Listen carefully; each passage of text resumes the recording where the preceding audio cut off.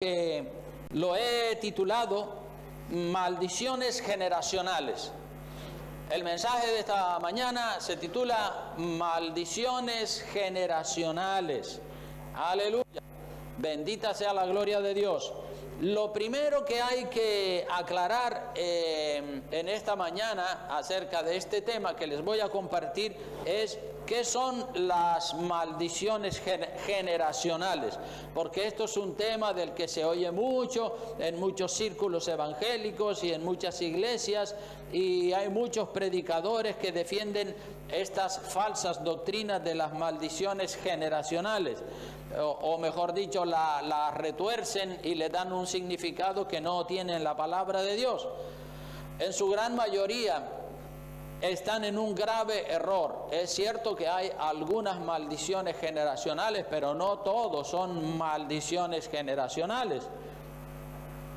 Una maldición generacional, según presentan los falsos predicadores que defienden esa teología, una maldición generacional es que una persona determinada sufre castigo por los errores de un padre, de un abuelo, de un bisabuelo, de una madre o de un tatarabuelo, que recibe las consecuencias de los pecados de sus antepasados, padres, madres, abuelos, abuelas, bisabuelos, tatarabuelos, hasta la tercera y la cuarta generación, hacia atrás.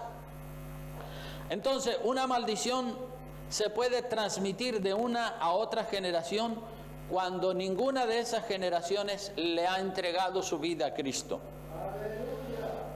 Cuando ninguna de esas generaciones se ha entregado de corazón al Señor, entonces sí puede transferirse una maldición de una generación a otra. Pero cuando Cristo entra en el corazón de una persona que arrastra una maldición de un antepasado, de un padre, de un abuelo, de un bisabuelo o un tatarabuelo, la maldición se rompe en esa persona, en esa generación que le entrega su vida al Señor Jesucristo. Amén. Las personas que defienden la doctrina de las maldiciones generacionales por lo general se agarran del versículo que está en Éxodo capítulo 20, versículos 5 al 6.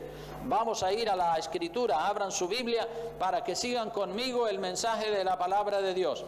Éxodo capítulo 20, versículos 5 y 6.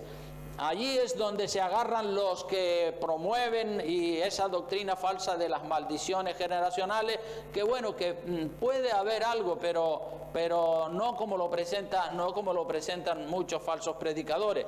Dice en el versículo 5 del capítulo 20 del libro de Éxodo, dice: no te inclinarás a ellas ni las honrarás, porque yo soy Jehová tu Dios, fuerte, celoso, que visito la maldad de los padres sobre los hijos hasta la tercera y cuarta generación, ¿verdad? De los que me aborrecen. Hasta la tercera y cuarta generación de los que me aborrecen. Es decir, si retrocedemos para atrás sería padre, abuelo, bisabuelos y tatarabuelos, ¿verdad? Que es la cuarta generación hacia atrás. Y el verso 6 dice: y hago misericordia a millares de los que me aman y guardan mis mandamientos. O sea que el Señor es amplio en hacer misericordia a todos aquellos que aman y guardan sus mandamientos. Entonces aquí dice, en el verso 5, dice que Él visita la maldad. No dice que hay una maldición que se transmite de generación en generación, sino que Él visita la maldad de los padres sobre los hijos hasta la tercera y cuarta generación. Como dije, una maldición se puede transmitir de una generación a otra, pero cuando la persona le entrega su corazón al Señor, la maldición, si es que existe una maldición, como dicen los defensores de la teología de las maldiciones generacionales, si es que existe una maldición, pues esa maldición queda rota cuando la persona le entrega su vida a Cristo, como veremos más adelante. Pero lo que dice este texto de Éxodo capítulo 20, versículo 5, es que Dios visita la maldad de los padres sobre los hijos. No dice que haya una maldición. Esto Esto no son maldiciones. Esto quiere decir que si tu padre o tu madre fue una persona mala, fue un borracho, una borracha, una prostituta, un drogadicto, un ladrón, que los hijos de esa persona han sido influenciados por el mal ejemplo de sus padres y reciben naturalmente una mala influencia, una mala herencia, un ejemplo. Un mal ejemplo, y hay muchas probabilidades de que los hijos sigan los caminos de los padres, los caminos de los abuelos, que han sido malos. En ese sentido sí, pero cada generación es culpable de su propio pecado. Además, las maldiciones o consecuencias, mejor llamarle consecuencias, ¿verdad? Las consecuencias, si las hay, como dice el versículo 5 de este pasaje que hemos leído, son para los que aborrecen los caminos del Señor. Fíjate que lo dice al final, hasta la tercera y cuarta generación de los que me aborrecen. No de los que me aman, sino de los que me aborrecen, de los que rechazan la palabra de Dios. ¡Aleluya! Pero Dios, como dice el verso 6, hace misericordia. O sea que Dios es clemente y misericordioso, tardo para la ira y grande en misericordia y verdad. Hace misericordia a millares de personas que guardan los mandamientos del Señor. Hay casos muy puntuales en la Biblia de maldiciones que fueron pronunciadas por algunos líderes del pueblo de Dios, pero guiados por el Espíritu Santo, guiados por Dios. No que ellos maldijeron por su propia cuenta, sino que el Señor les impulsó a que dieran una determinada maldición. Vamos a ver algunos casos, por ejemplo, en Josué capítulo 6, versículo 27. Abre tu Biblia, capítulo 6, versículo 26 y 27 del libro de Josué. Aquí Josué pronuncia una maldición, pero guiado por el Espíritu Santo. Josué capítulo 6, versículo 26 dice: en aquel tiempo hizo Josué un juramento diciendo: maldito delante de Jehová el hombre que se levantare y reedificare esta ciudad de Jericó. Saben que la ciudad de Jericó los muros de Jericó se habían venido abajo cuando Josué con su ejército le dio 7 vueltas a la ciudad de Jericó. Y él pronuncia una maldición: maldito delante de Jehová el hombre que se levantare y reedificare esta ciudad de Jericó, sobre sus cimientos eche, sobre su primogénito eche los cimientos de ella, y sobre su hijo menor asiente sus puertas. Dice: estaba pues Jehová con Josué y su nombre se divulgó por toda la tierra. Es decir, que Dios estaba con todo lo que este varón de Dios hacía. Y si vamos al primer libro de Reyes, en el capítulo 16, primero de Reyes capítulo 16, versículo 24, vemos el cumplimiento de la maldición. Primera de Reyes capítulo 16, versículo 24, vea lo que dice la palabra de Dios. Versículo 34, Primera de Reyes 16, 34, dice la Escritura: en aquel tiempo Hiel de Betel reedificó a Jericó, a precio de la vida de Abirán su primogénito echó el cimiento, y a precio de la vida de Segub su hijo menor puso sus puertas, conforme a la palabra que Jehová había hablado por Josué hijo de Nun. Entonces aquí tenemos el cumplimiento de la maldición. Este hombre, este tal Hiel de Betel, que reedificó Jericó, a precio de la vida de Abirán su hijo, como había predicho o profetizado esa maldición Josué, a precio de la vida de su primogénito echó el cimiento, y a precio de la vida de Segub su hijo menor puso sus puertas. O sea que se cumplió la maldición que, guiado por Dios, Josué pronunció sobre los que reedificaran Jerusalén, que había sido derrumbada por el mismo Dios, ¿verdad? Este es un caso muy particular, muy específico. Otro caso de juicio de Dios o maldición divina por los pecados de un antepasado en sus descendientes lo tenemos en 2 de Samuel capítulo 21. Abra 2 de Samuel capítulo 21 para que vea también otro caso de un juicio o una maldición que pasa de una generación a otra. Pero estos son casos muy particulares, muy concretos, y son maldiciones que Dios determina sobre este tipo de personas. Capítulo 21 del segundo libro de Samuel dice así la palabra de Dios. Dice, hubo un hombre de los hijos de David, hubo hambre, sí, en los días de David por 3 años consecutivos. Y David consultó a Jehová, y Jehová le dijo, fíjate lo que hizo. David consulta a Jehová porque hay hambre en la tierra, y el Señor le dijo, es por causa de Saúl y por aquella casa de sangre, por cuanto mató a los gabaonitas. ¿Se acuerdan de los gabaonitas, verdad? Pues como Saúl había matado a muchísimos gabaonitas, por eso ahora después de muchas generaciones está viniendo un juicio de hambre sobre todo el pueblo de Israel. Dice el verso 2, entonces el rey llamó a los gabaonitas y les habló. Los gabaonitas no eran de los hijos de Israel, sino del resto de los amorreos, de los cuales los hijos de Israel habían hecho juramento, pero Saúl había procurado matarlos en su celo por los hijos de Israel y de Judá. Dijo pues David a los gabaonitas, fíjate porque Dios le había dicho, es por culpa de Saúl que mató a muchos gabaonitas, de los cuales todavía algunos descendientes quedaban vivos. Dice el verso 3, dijo pues David a los gabaonitas, ¿qué haré por vosotros o qué satisfacción os daré para que bendigáis la heredad de Jehová? Y los gabaonitas le respondieron, no tenemos nosotros querella sobre plata ni sobre oro con Saúl, con su casa, ni queremos que muera hombre de Israel. Y él les dijo, lo que vosotros dijereis haré. Ellos respondieron al rey, de aquel hombre que nos destruyó y que maquinó contra nosotros para exterminarnos sin dejar nada de nosotros en todo el territorio de Israel, dénsenos 7 varones de sus hijos para que los ahorquemos delante de Jehová en Gabá de Saúl, el escogido de Jehová. Y el rey dijo, yo los daré. Y perdonó el rey a Mefiboset, hijo de Jonatán, hijo de Saúl, por el juramento de Jehová que hubo entre ellos, entre David y Jonatán, hijo de Saúl.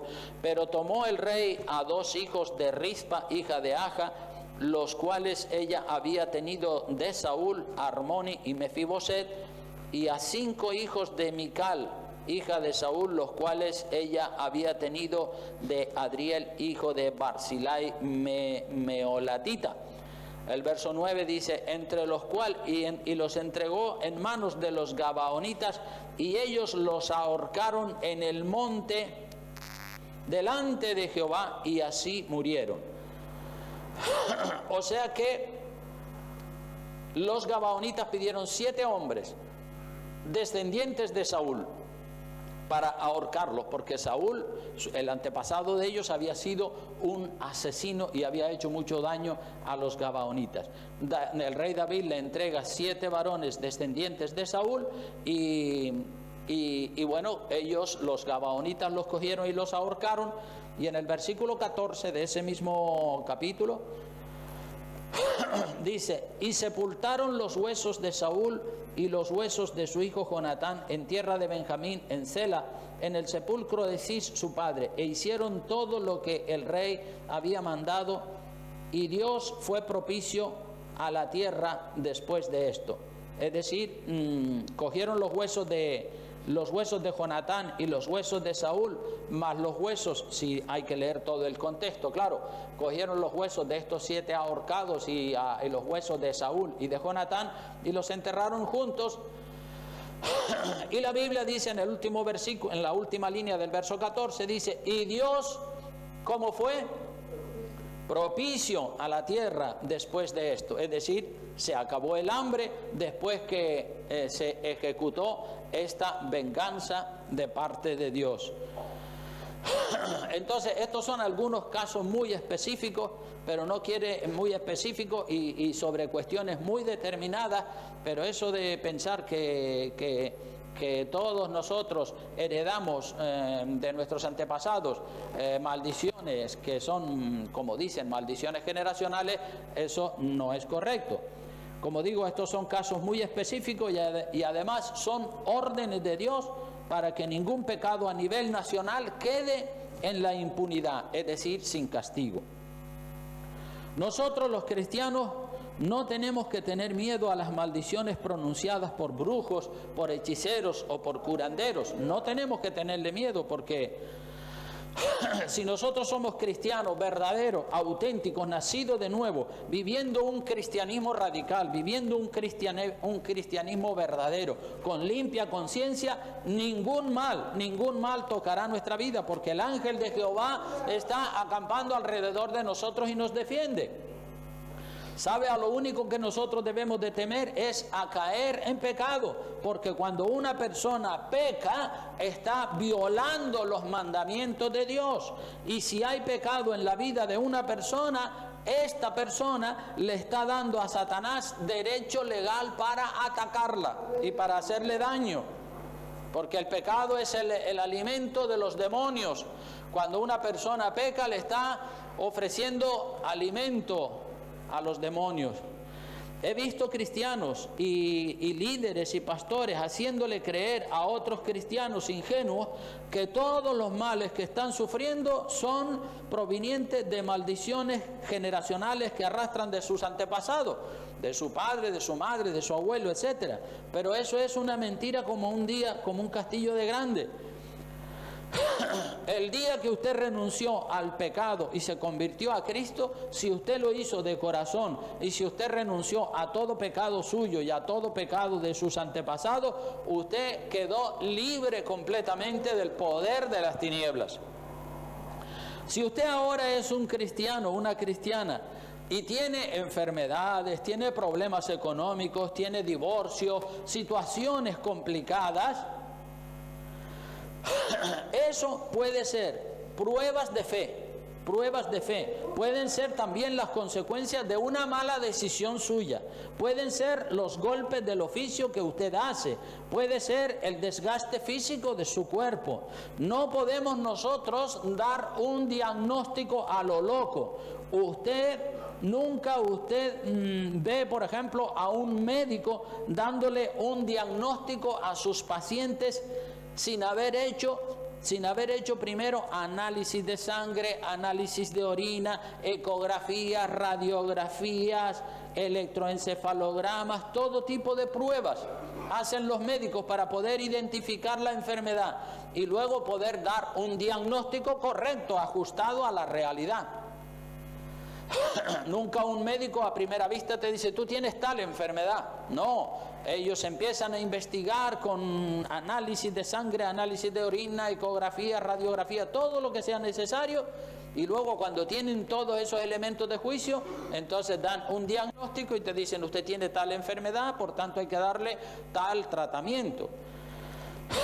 Y eso es lo que nosotros como cristianos tenemos que hacer con los problemas espirituales, con los problemas familiares, con los problemas sociales, con los problemas económicos y aún también con los problemas de salud. Tenemos que consultar con el pastor para hacer un estudio de cada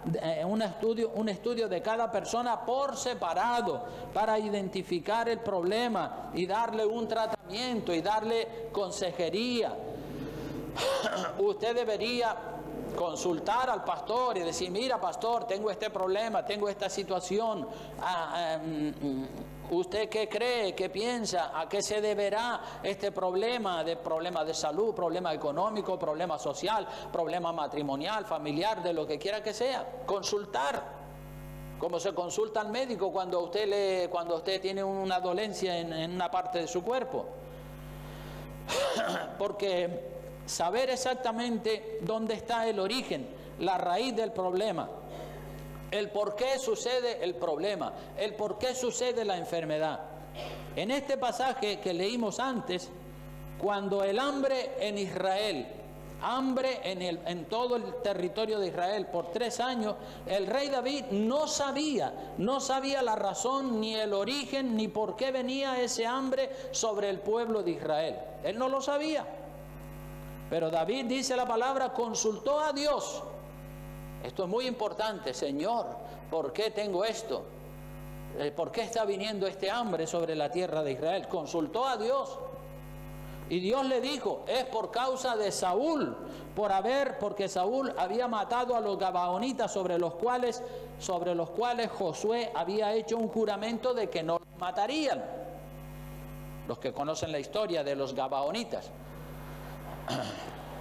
Cuando nosotros no sabemos la causa, el origen de la enfermedad o del problema familiar o de la ruina que está sobre nuestra vida, lo mejor de todo, hermano, es consultar al Señor, consultar al pastor, examinar cada sospecha que uno pueda tener para así poder salir de las dudas, para no estarle echando la culpa del problema a quien no la tiene, porque mucha gente hace un mal diagnóstico, diagnostican mal su problema, le echan la culpa a alguien o a algo que no tiene culpa. Si no hacemos un examen minucioso del problema, nos equivocaremos y le daremos un tratamiento que no sirve para nada. Estaremos dándole un tratamiento al problema que no sirve para nada y el problema no se va. Dice que cuando David tuvo revelación de Dios sobre el origen del hambre sobre el pueblo de Israel, David, miren lo que hizo, él habló con los gabaonitas y ellos le dieron la solución del problema para que el hambre desapareciera del territorio de Israel. Y ellos le dijeron, dénsenos 7 varones descendientes de Saúl y los ahorcaremos, y ya entonces nuestra venganza está hecha por el mal que Saúl nos hizo a nosotros, y entonces podremos bendecir al pueblo de Israel. Esto, como digo, son algunas maldiciones que sí, que tienen que ver con generaciones pasadas, pero que esto no es lo habitual, sino que estos son las excepciones, que hay algunas en la Biblia.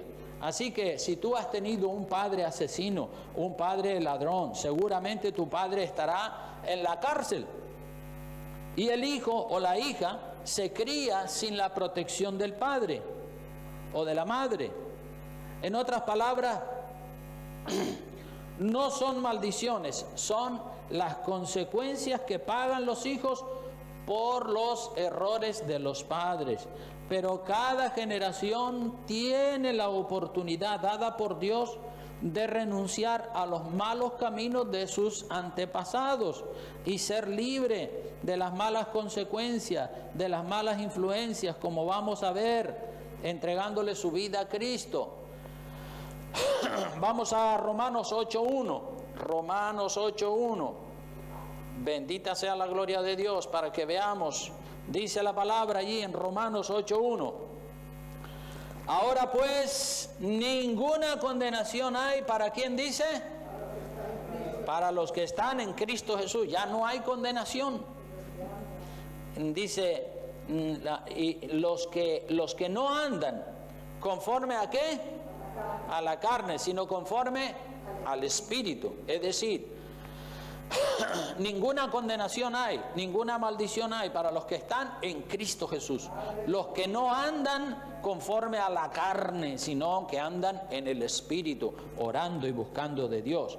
Y si vamos a Gálatas capítulo 3, versículo 13, Gálatas 3:13 también nos habla de Gálatas capítulo 3, versículo 13, vea lo que dice.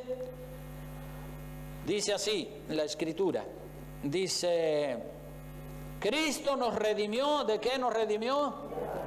De la maldición de la ley, hecho por nosotros maldición, porque está escrito, maldito todo el que es colgado de un madero. En otras palabras, que las maldiciones que podían venir sobre nosotros ya cayeron sobre Jesucristo en la cruz del Calvario, y Él llevó todas esas maldiciones y clavó en la cruz toda esa sentencia de muerte que había sobre nosotros.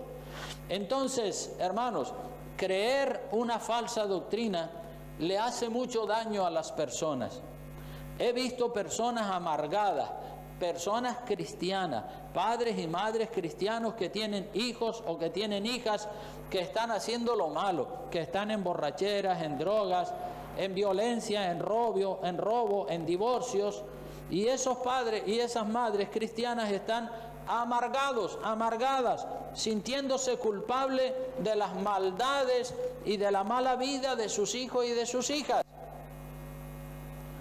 porque han creído una falsa doctrina. La doctrina falsa de las maldiciones generacionales, es decir, hacerle creer a la gente que si los hijos o las hijas andan por malos caminos es culpa del padre o de la madre, y eso es una estrategia del diablo. Repito, eso es una estrategia del diablo. ¿Saben para qué?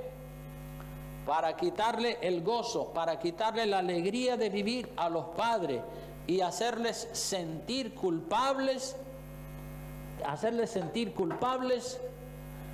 y amargarles la vida.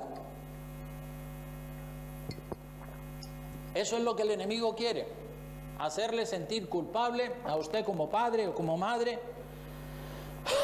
de la mala vida, del mal comportamiento que tiene su hijo. Y eso le quita el gozo, le quita la alegría de vivir. Y entonces usted vive amargado y triste, cabizbajo.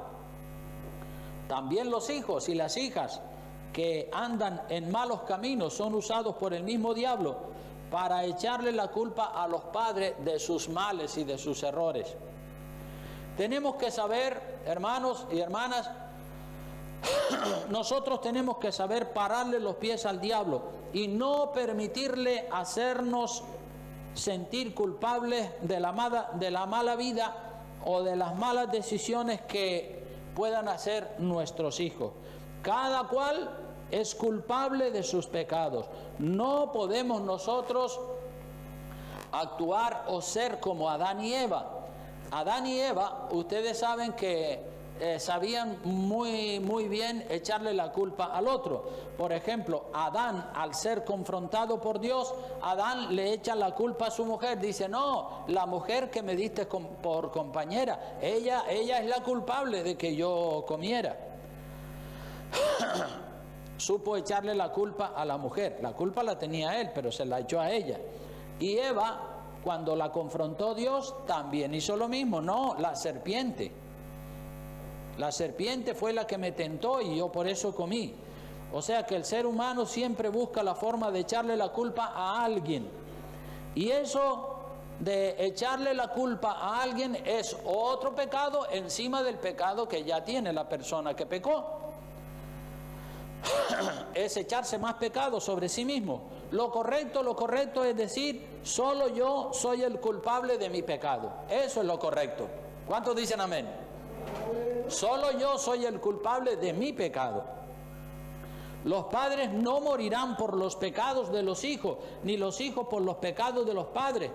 Cada uno morirá o sufrirá por su propio pecado. Veamos lo que dice Deuteronomio 24:16, que este verso pues obviamente va contra ese concepto de las maldiciones generacionales.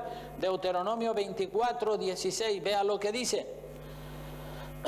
Así dice: los padres no morirán por los hijos, ni los hijos por los padres. ¿Qué dice al final? Cada uno morirá por su pecado. El hijo morirá por el pecado del hijo, y la madre por el pecado de la madre, y el padre por el pecado del padre. Si Dios nos castiga a nosotros por los pecados de los hijos, de los nietos, de los bisnietos, o nos castiga a nosotros por los pecados de nuestros antepasados, del padre, de la madre, del abuelo, del bisabuelo, entonces Dios sería injusto, ¿verdad? No es justo que yo tenga que pagar por los pecados de un antepasado.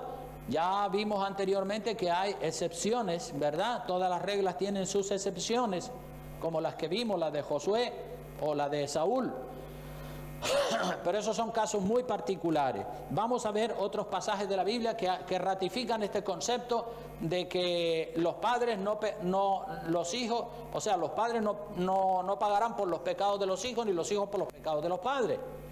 Vamos a ver a Ezequiel capítulo 3, versículo 17 al 21.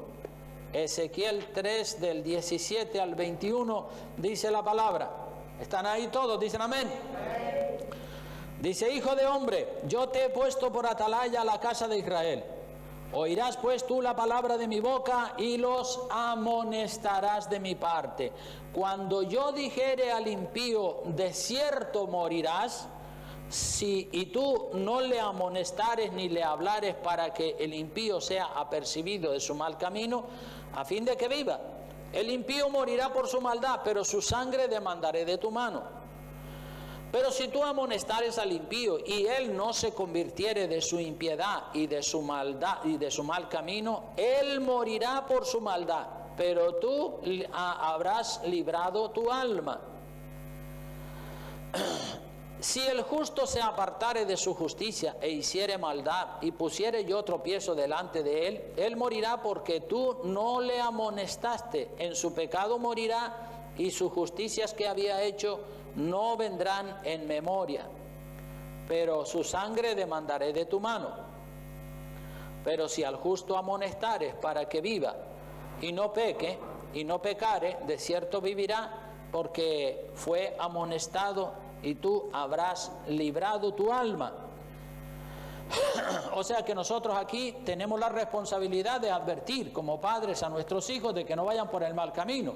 Pero si ellos se empecinan en seguir por el mal camino, pues allá a ellos con sus consecuencias. Ya nosotros quedamos libres de la culpa del pecado de nuestros hijos.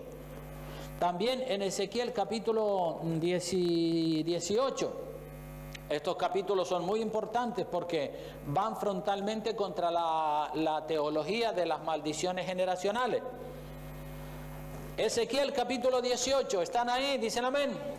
Dice: vino a mí palabra de Jehová diciendo: ¿qué pensáis vosotros los que usáis este refrán sobre la tierra de Israel que dice: los padres comieron las uvas agrias y los dientes de los hijos tienen la dentera? Esto era un refrán que se usaba. Y Dios dice: ¿qué piensan ustedes de ese refrán? Dice el verso 3: vivo yo, dice Jehová el Señor, que nunca más tendréis por qué usar este refrán. Ese refrán que dice que los padres comieron las uvas y los dientes de los hijos tienen la dentera, es decir, porque los padres habían tenido una mala alimentación, ahora los hijos sufren las consecuencias. Verso 4 dice: he aquí que todas las almas son mías, como el alma del Padre, así el alma del Hijo es mía. El alma que pecare, esa morirá. Y el hombre que fuere justo e hiciere según el derecho y la justicia, el que no comiere sobre los montes ni alzare sus ojos a los ídolos de la casa de Israel, ni violare la mujer de su prójimo, ni se llegare a la mujer menstruosa, ni oprimiere a ninguno, que al deudor devolviere su prenda, que no cometiere robo, y que diere su pan al hambriento y cubriere al desnudo con vestido, y que no prestare a interés ni tomare a usura, que de la maldad retrajere su mano e hiciere juicio verdadero entre hombre y hombre, en mis ordenanzas caminare y guardare mis decretos para hacer rectamente, este es justo, este vivirá, dice el Señor.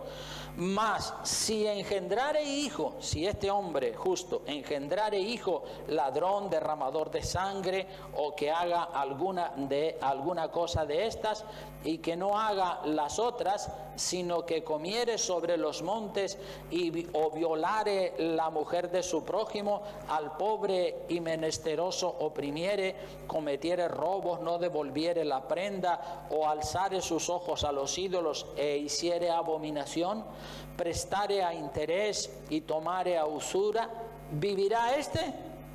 no vivirá. Todas estas abominaciones hizo, de cierto morirá, su sangre será sobre él.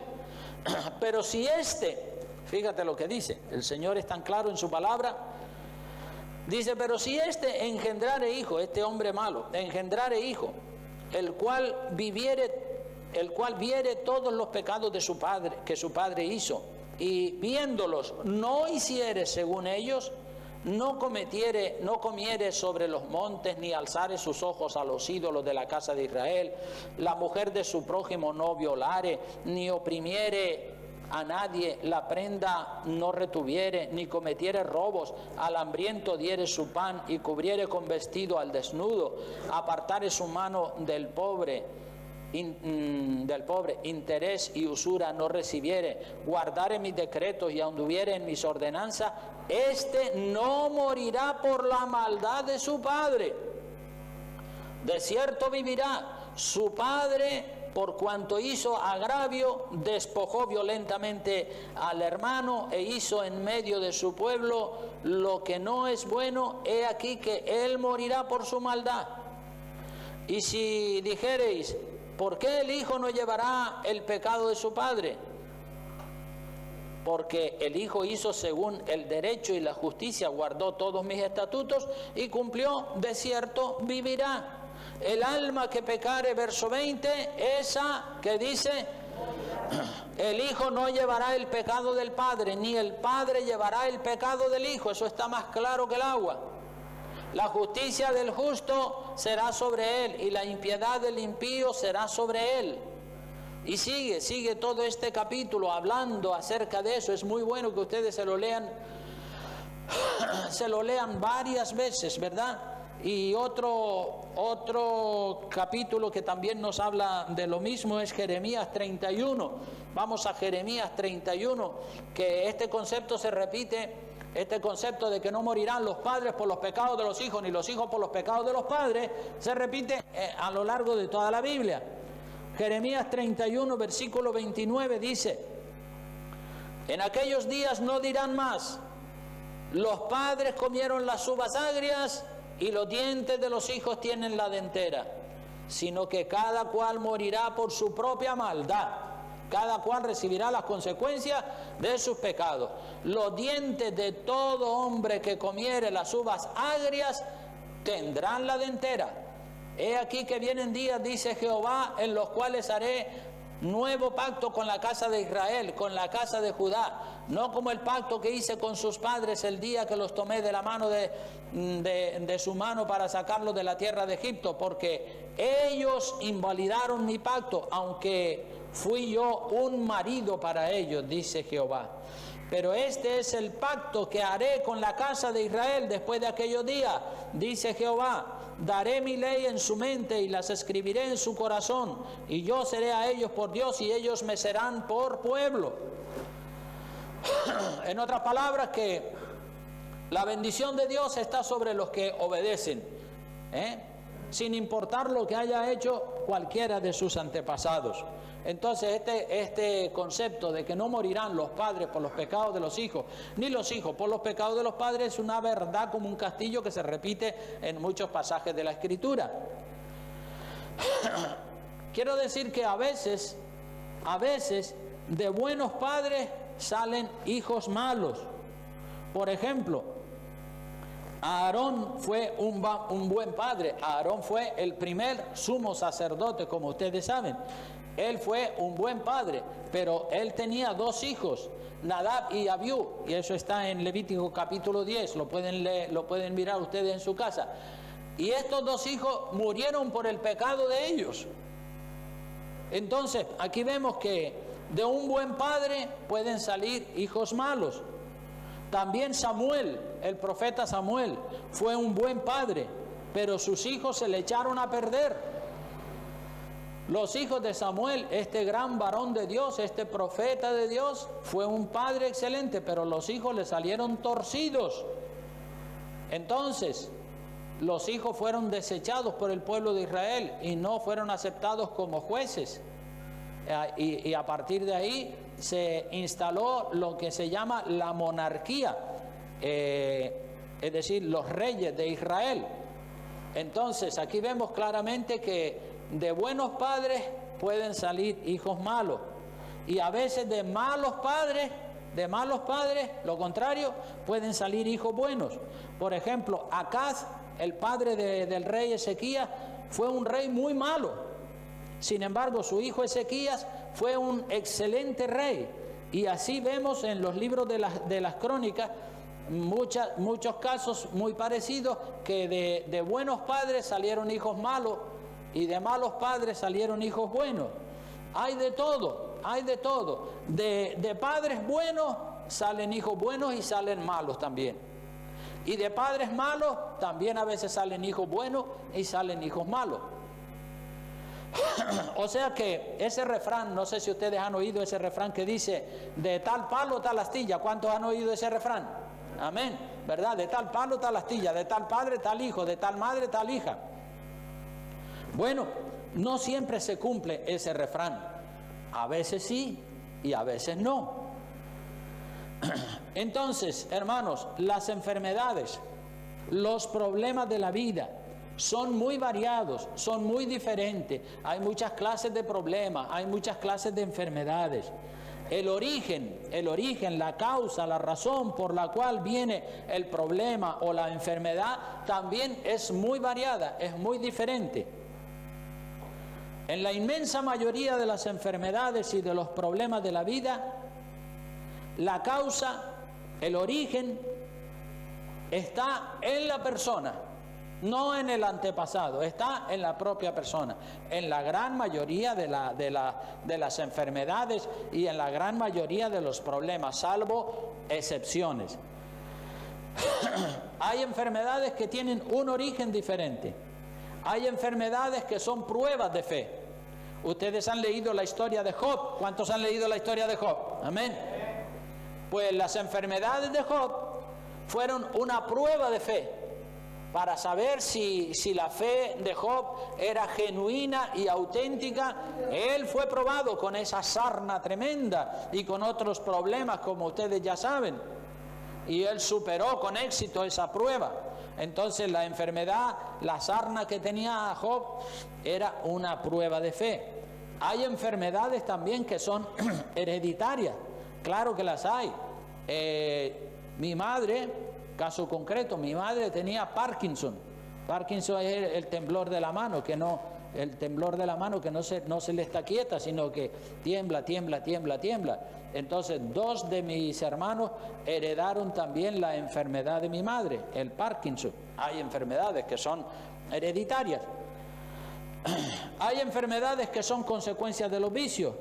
Cáncer de pulmón, por ejemplo. Cuando una persona fuma mucho, pues lo más normal es que contraiga cáncer de pulmón. Cáncer de hígado. El hombre que está siempre dándole a la copa y emborrachándose puede tener un cáncer de hígado. La persona que tiene obesidad puede ser por la mala alimentación. El SIDA, por ejemplo, por el pecado de la homosexualidad o por pincharse con agujas que están infectadas. Enfermedades propias del trabajo que tienen su origen en el trabajo. Por ejemplo, una persona que tiene estrés laboral, tiene dolor de cabeza por exceso de trabajo, por largas horas frente al ordenador. Eso produce estrés y produce dolores de espalda. El albañil que está de rodillas colocando pisos y baldosas, pues tiene obviamente desgaste en las rodillas y en los huesos. La camarera de hotel que está usando continuamente sus manos para limpiar, pues a la larga va a tener dolores y dificultades en los músculos del brazo. Hay otras enfermedades que son producidas por un virus. A lo mejor usted entra en un lugar donde hay 3 o 4 personas con el virus de la gripe y ¡pum!, en el aire se contagió usted de esa enfermedad. Hay enfermedades contagiosas, hay enfermedades que son también causadas por los demonios, como vemos en los diferentes pasajes de la Biblia. Hay enfermedades que son consecuencias de haber tomado la Santa Cena indignamente.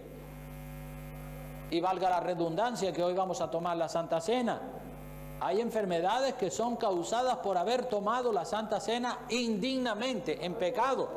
No lo digo yo, lo dice 1 Corintios 11:29. Acompáñeme allí. 1 Corintios capítulo 11, versículo 29. Dice la palabra de Dios. Versículo 29 y 30 de 1 Corintios 11, dice: porque el que come y bebe indignamente sin discernir el cuerpo del Señor, juicio come y bebe para sí, por lo cual hay muchos enfermos y debilitados entre vosotros y muchos duermen. Por haber tomado la Santa Cena indignamente, sin discernir, sin entender, sin saber lo que está haciendo, sin haber sido bautizado o estando en pecado, no está digno. Entonces, por ese hecho de tomar la Santa Cena indignamente, por eso también puede venir una enfermedad. Entonces, el origen, la causa de las enfermedades, de los problemas sociales, económicos, materiales, todo eso tiene un origen y hay que analizar problema por problema, persona por persona, para encontrar el origen del problema, para luego poderle dar un tratamiento. El origen de las enfermedades es muy amplio y todo efecto tiene una causa. Todo efecto, todo problema tiene una razón. Todo problema, toda dificultad tiene una razón de existir.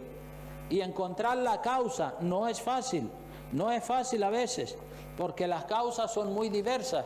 Cuando un avión se estrella por ahí, o cuando falló un motor, o cuando un cohete que es lanzado a la luna explotó en el aire, pues ellos investigan y cogen todos los restos de ese cohete o de ese avión y analizan al milímetro y localizan o averiguan cuál es la causa, por qué fue que explotó, por qué fue que falló el motor, por qué fue. Ellos lo investigan todo y encuentran siempre la causa por la que se produjo el accidente, si fue un error humano, si fue un error mecánico, lo que quiera que sea. Y así tenemos que hacer nosotros también, ¿verdad? Analizar todo muy detalladamente. ¿Por qué tengo este problema? ¿Por qué tengo esta enfermedad? ¿Por qué tengo esta situación? Vamos a analizar, vamos a orar, vamos a investigar, vamos a consultar al pastor, vamos a orar a Dios, como hizo David cuando esos 3 años de hambre en el pueblo de Israel. Dice: ¿y este hambre? ¿A qué se debe esto, Señor? ¿A qué se debe esto? Porque, como digo, todo efecto tiene una causa. Y David le oró al Señor: ¿por qué viene este hambre sobre el pueblo de Israel? Y Dios le dijo: es por la casa de Saúl, porque Saúl fue un asesino y mató a gran parte de los gabaonitas cuando sobre ellos había un pacto de protegerles la vida. Entonces, a veces tenemos problemas, la gente tiene problemas, pero dice: bueno, pues ahí se quedan sufriendo el problema, pero no averiguan, no investigan para ver cuál es la raíz, cuál es el origen del problema. Pero cuando uno averigua y uno investiga y uno es honesto con Dios, uno localiza el origen del problema, y una vez localizado el origen, la raíz del problema, entonces se le puede dar un tratamiento, se puede cambiar de actitud, se puede cambiar la manera de actuar, y entonces la bendición comienza a fluir sobre nosotros. ¡Aleluya! Las causas de los problemas son muy variadas. La obediencia a la ley de Dios, hermano, trae salud. La desobediencia a la ley de Dios trae consecuencias. Ya voy terminando. Vamos a leer Éxodo capítulo 23 para concluir.